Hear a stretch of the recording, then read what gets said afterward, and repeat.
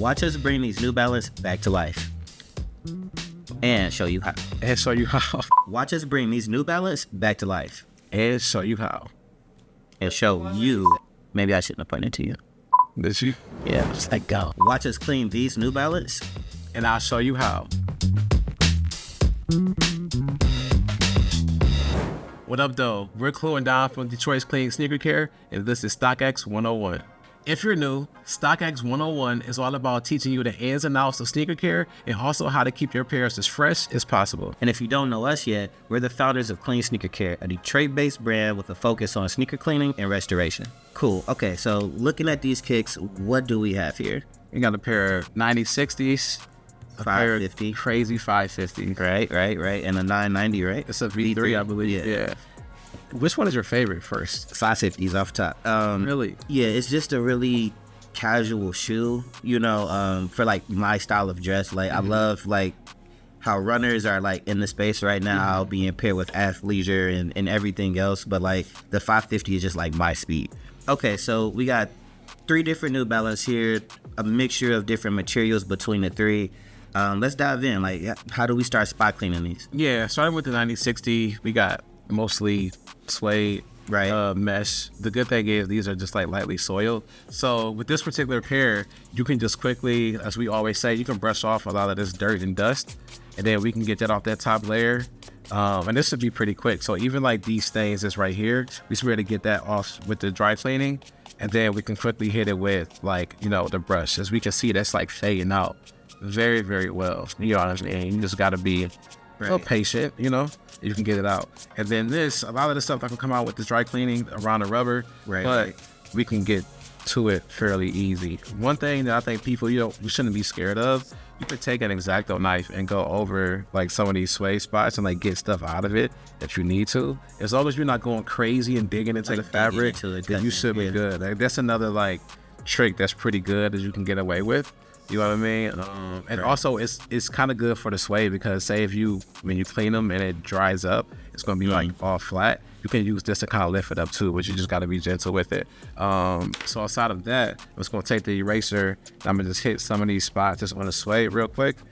And okay, so like the suede on these is like a lighter color, right? If you have this like light teal, maybe greenish color. So like when you're going in with the eraser, are you like only going so hard on it because you don't want it to like get too light from being erased too, right? Yeah, so as long as you're not doing nothing crazy, can I see that tile right there? Yeah. Then you'll be fine. One thing to note as well is that some of these materials might bleed sometimes. What I do is I kind of dip the towel and I give it like a little wipe. And then if you don't have no color transfer, then you'll know that it's not going to bleed onto the next material. Because sometimes you'll get multiple layers of suede and then each panel will bleed. The 990s are notorious for that. I think that pair should be fine, but I've cleaned several 990s and the materials kind of like it was possible for them to bleed on top of each other. So just something to note, if you got like a gray suede and another color next to it, you want to definitely test out those spots just to be sure, because sometimes if you find out after the fact, and this is too late, you know what I mean, and then you got to bring them to somebody like me to help figure it out. Right. So with these, since they weren't that bad, after we spot check, we know it's not gonna bleed, so I can kind of like just hit these midsoles real quick. I'm just gonna let's go medium brush. I already got some solution into this warm water, and then we're just gonna hit just this midsole really quick.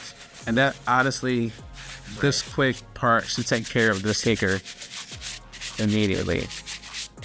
You're not gonna worry about the bottoms and all that stuff. These were lightly soiled, so we should be good. There's a couple spots on this heel, and it should get it right out.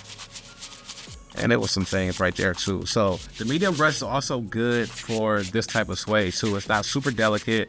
This brush is not too abrasive. You can kind of just get in there without, concern.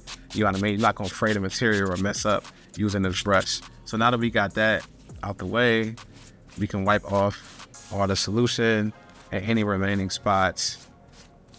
And this one, after I wipe off the solution and everything, and these ones should be done. Cool. Okay, so now we're looking at the 550, right? Yeah.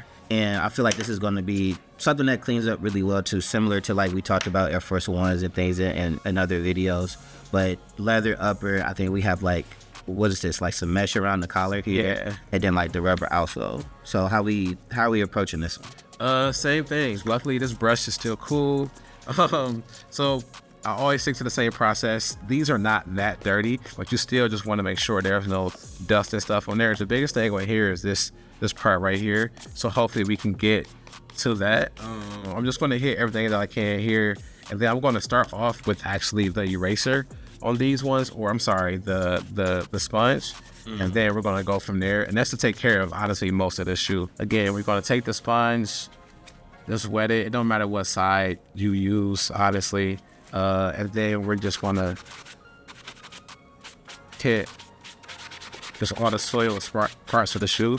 You can go on the leather, you can go on the toe box. It really doesn't matter with this piece because it's gonna do its thing. Yeah, so like I was saying, no matter where you go with this, it's gonna pretty much grab onto the material, especially on this rubber and then the leather.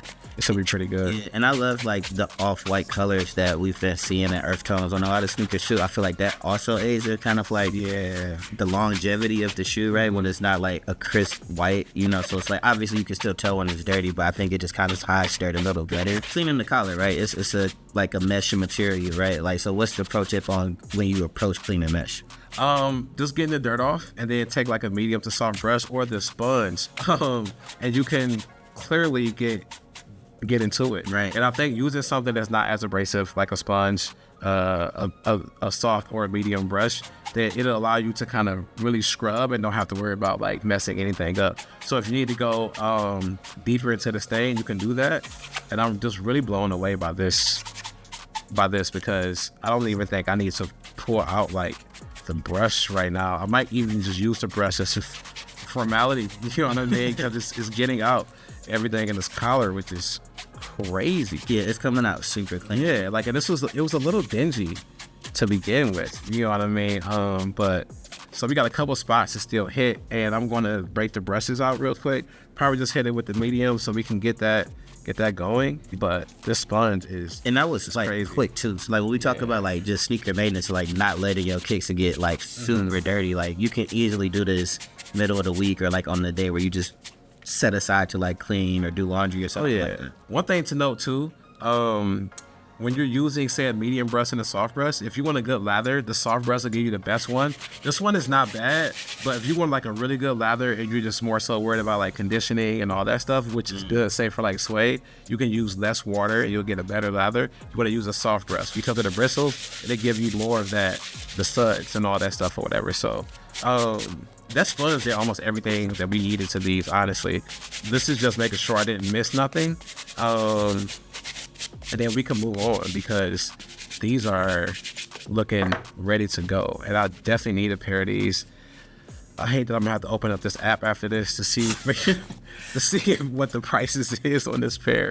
Cause like these are a must now. Like I swear, have you ever like just seen another pair that you haven't thought about, and then now you're like, yo, I have to have that pair. So that's like the beauty of like the favorites, you know, like feature on there. It's like you can just start adding stuff, right? And then, my like, favorites is stupid. Yeah, it's like I got dishes saved on there. Like Daniel Arshaw's box. Oh my gosh, yes, dude. I got Supreme toolboxes saved. It's like, when am I ever gonna buy that? Probably soon though, low key. Let the price be right. I'm gonna have Supreme chairs in my crib. Because it's all mixed in with the sneakers I be saving. Yeah, bro, I'm the same way for sure. Yeah, so these are actually looking cleaned up pretty super good. well. Yeah, cleaned up super well. Dude, look at that collar though. This is insane.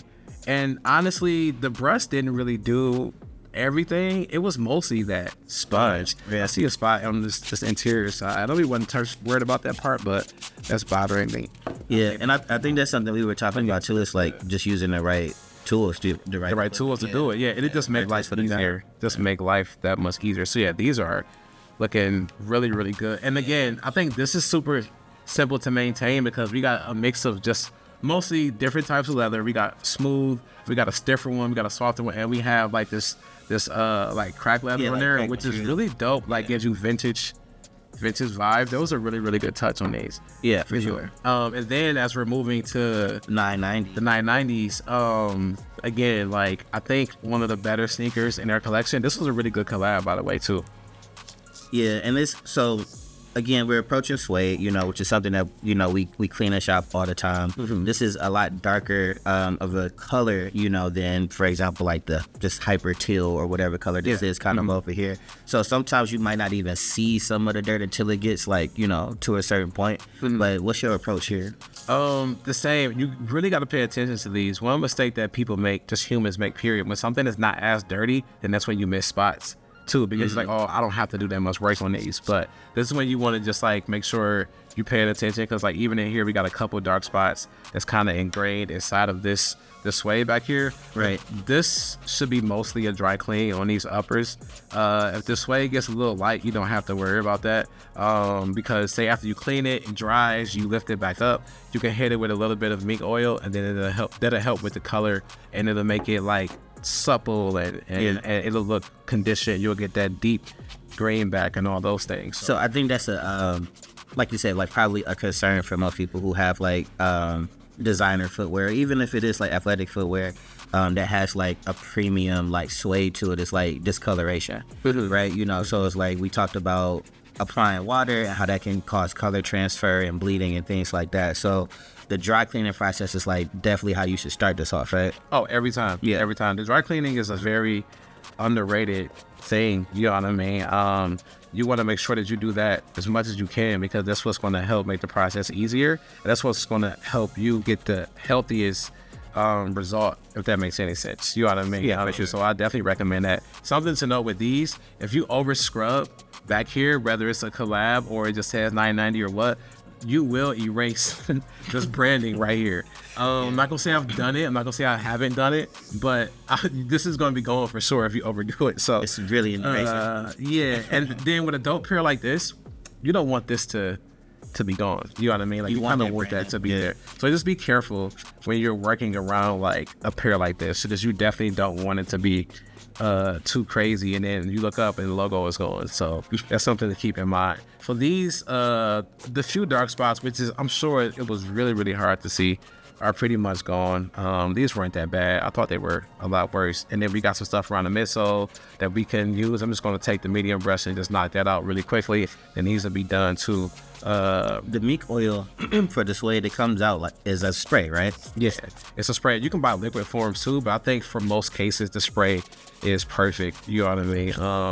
And then also offers like water resistant properties. I was gonna ask you, like, do you feel how essential do you feel mink oil is when you have like a protective spray? Because I think if you notice, or if you use protective spray on a suede pair, you can see that it kind of like, it seems like it brings some of the color back, right? Yeah.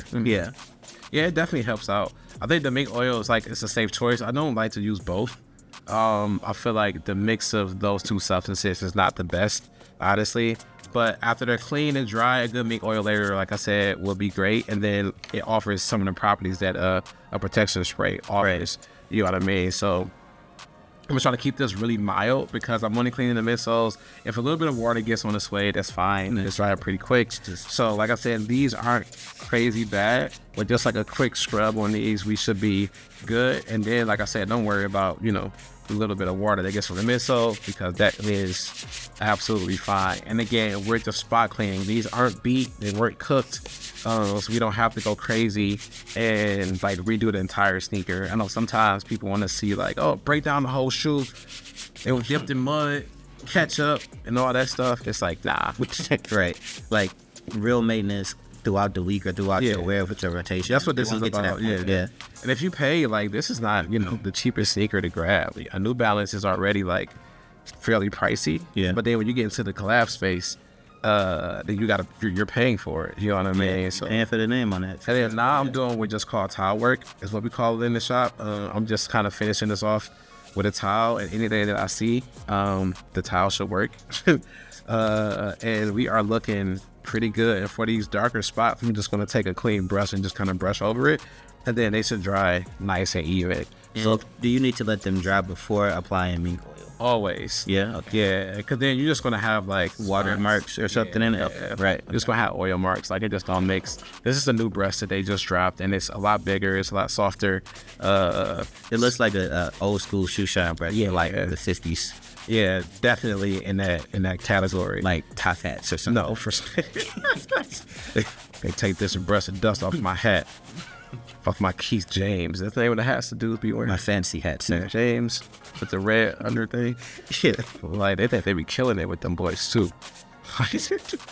So after these dry, I want to take a little bit of make oil and hit them up. Yeah. But as far as the clean part, we are looking good. Like I said in the previous video, you want to make sure that while these are wet, you start brushing them because it's going to help these dry up good. It's going to help the material still have the movement that you want. So as long as you can move this back and forth, this is what you want in any situation like this when they're finished. You know what I mean? Yeah. If you want clean them them, buttery and have that natural feel. yeah. If you clean them and they're dry and you can't move the sway back and forth, then you got to go back into it and, lift it up. Sometimes you can do that with just like a good brush, or other times you have to go deeper, use an X-Acto knife or use an eraser again, or whatever the case is. You don't want it to be stiff. You don't want to leave it like that. Right. Nah. You won't have happy customers, or your sneakers won't be happy at all. That's why these are drying. All the dirt and stuff is gone. Right. So with the mink oil, is that something that you only use on suedes or fabrics that have like a nap to them type of thing? No, you can use it for leather too. Right. It's good when the leather dries. Like say if you got an old pair of Jordan 1s, from 94 or something, or even from like 01 or 2012, whatever it is, when that leather gets dried, you can hit it with some mink oil, let it sit, and then wipe it off, and then give it back that sheen, all that stuff, so it won't like look unhealthy, you know what I mean? So it's a good product to have in your collection. No doubt, no doubt. I'm Clue, and this is 3 More Pair Clean. For more sneaker cleaning tips, make sure to follow us on Instagram at Clean Sneaker Care. Thanks for watching StockX 101. Make sure you like, share, and subscribe.